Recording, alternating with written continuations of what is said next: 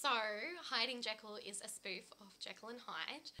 The play is basically an inversion of Robert Louis Stevenson's classic novel, and in my eyes asks the question, what would happen if you placed first not Jekyll, the middling scientist with a heart of gold, but Hyde, the monstrous creature whom Jekyll's medicines reveal. So Hyde gets precedence in the narrative of the story, and London is all under his foot as the toughest, wiliest and most bloodthirsty man around. The good, the evil and everything in between. It's about a couple of gangs who are fighting each other for glory, pretty much.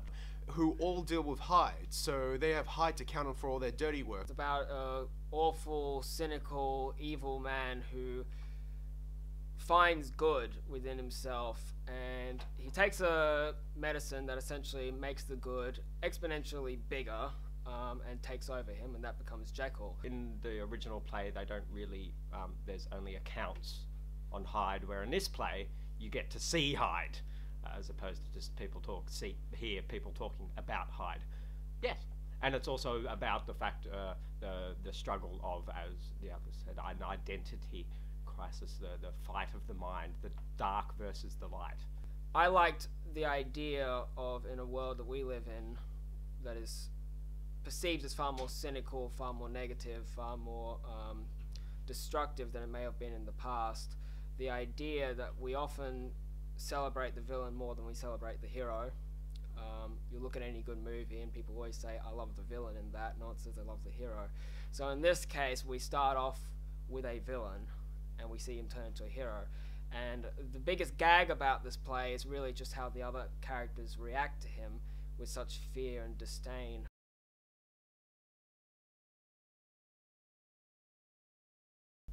Utterson is the leader of one of the two gangs which are the primary focus of the London Underground in Hiding Jekyll. He is the sophisticated gang leader who doesn't get his hands dirty. He has his croons for a reason, and Hyde stole that from him.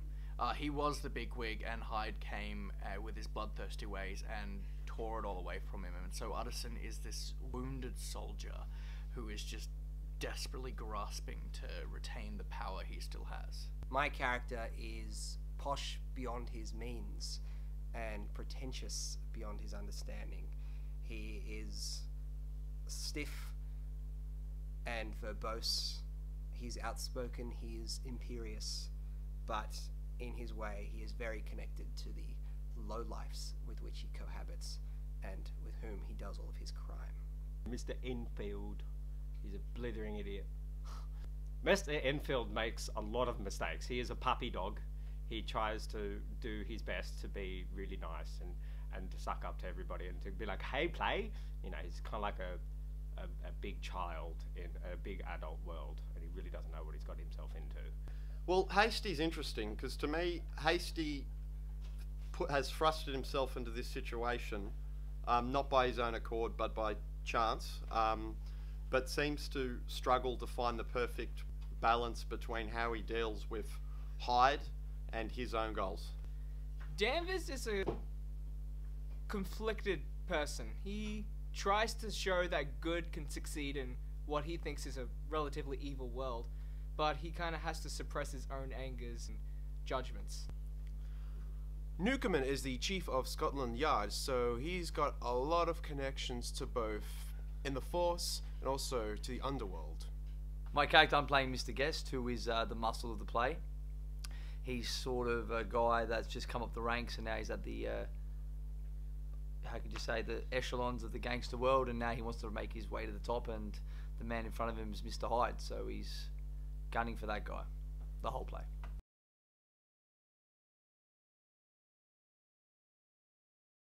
The show's really been quite delightful, I have to say.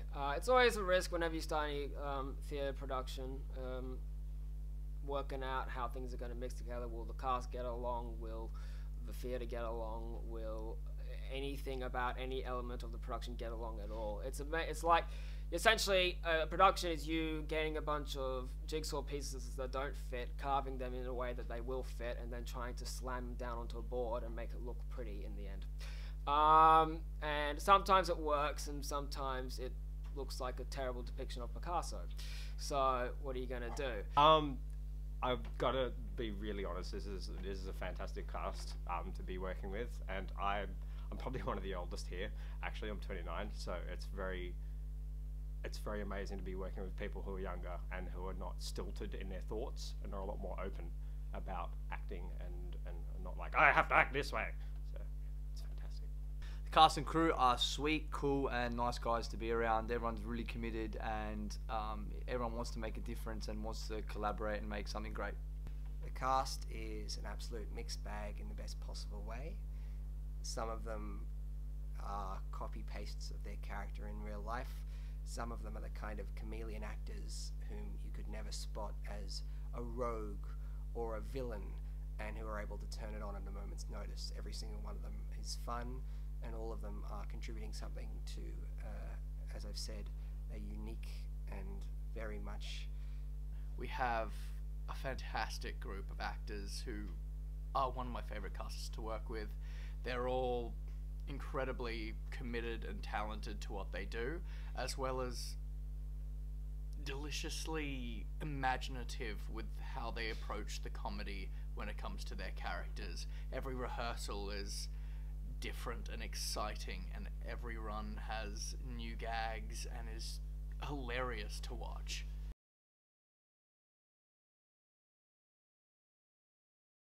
People should see the play because Liviu Monsted is a frickin' fantastic writer. I've been working with a lot of people, and this guy can write, and this guy can also direct. He's brought out things in me, and I've watched him bring out things in other people that I've not seen others being able to do. The play is original, it's funny, comes directly not out of old and outdated Victorian tomes, but out of a youth culture that is happy with experimenting on culturally authoritative material to find something new. That experiment in this case is successful, and everyone who sees it will be laughing. It's different. It is creative, and it is awesomely acted with a great director. I think it's a very interesting play to see that lots of people will enjoy. It's got lots of humor, lots of slapstick that I think anyone, no matter how old they are, will definitely enjoy it. Well, people should come and see this play because I am very, very pretty. And it's very funny, and I'm very funny, and Liviu is a very, very talented writer and director, and every time I'm a part of his work or I see his work, it's always just a delight on the senses. I think it's just it's young actors trying to act and trying to make a difference and trying to do something different. Everyone's doing the same things these days, and I feel like this cast, this production company, is trying to create something different, and I think it's new, innovative, and full of surprises. You should come see the show because it is freaking hilarious. First time I read the script, I pretty much fell off my chair laughing. This is before even hearing anyone else read it, and it's been such an incredible journey to getting this on stage, and the cast members have just really encaptured the characters and are working really hard. There are so many gags, so much technical theatre gag things going on. It's crazy. It's absolutely bonkers, and it's fantastic, and I'm very excited, and you should all come see it because it'll be a really, really great night, and it's something a bit different.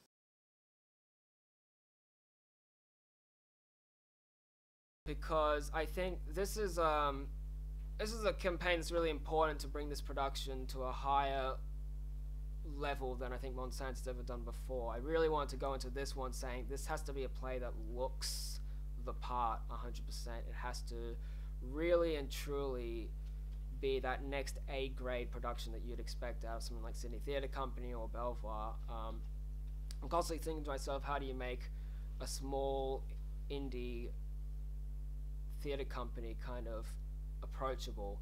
And one way you do it is by having great aesthetics and having a kind of great approach to the audience and a production value standpoint. So Possible is our saving grace every year. It's an incredible way for us to make the production as good as we can, really. Helps us with our sets, with our props, with our costuming, everything that goes into making theatre. And without it, you'd be watching a bunch of weirdos jump around the stage. So pretty much you need a bit of atmosphere in there, and that's what that's for. So we would love if you could help us. The littlest amount counts, the biggest amount counts, whatever you can put in towards it. It really just makes our production that much more incredible, and it's really, really worthwhile.